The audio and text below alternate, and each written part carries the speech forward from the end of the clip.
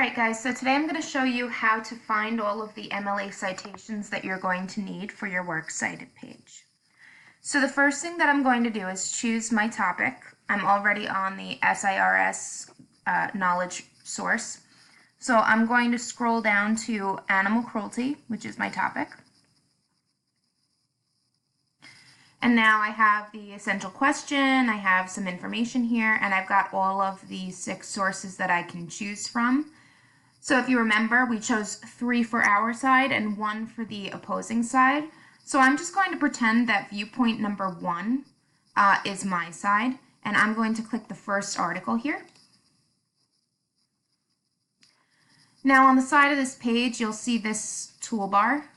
And if you click the Cite button, it takes you directly to the citation, but you could also just scroll down to the bottom yourself, and you should see the citations down here. Now we're using MLA format, so I'm going to copy this citation. You don't need to copy MLA 8. All you need to do is copy the information that's right here. I'm going to right click and copy.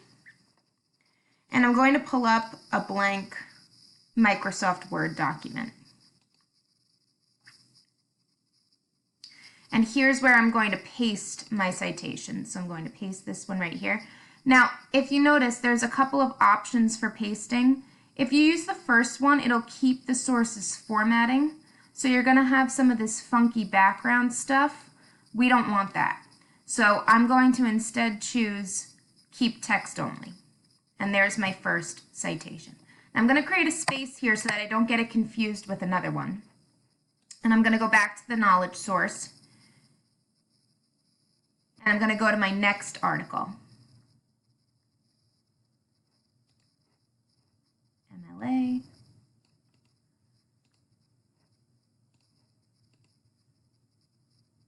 Keep text only. I'm going to do that 2 more times.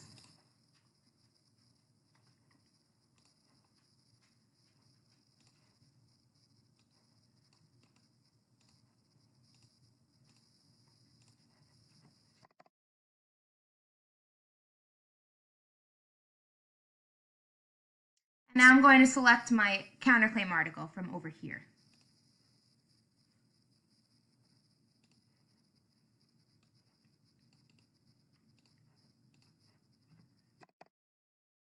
Now the best way to double check that I've done this correctly is I'm going to sift through the actual physical articles that I've printed, and I'm just going to make sure that these are the authors and these are the titles.